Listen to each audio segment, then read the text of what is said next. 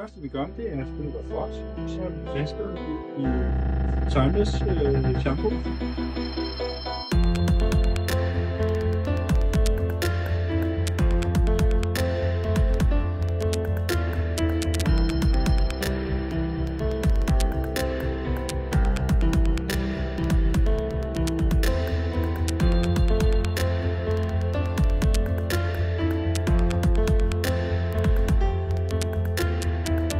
Så nu pynser jeg det, og jeg pynser det bare med god retningen, uden at bruge en børste, for ligesom at vise jer det mest ægte resultat.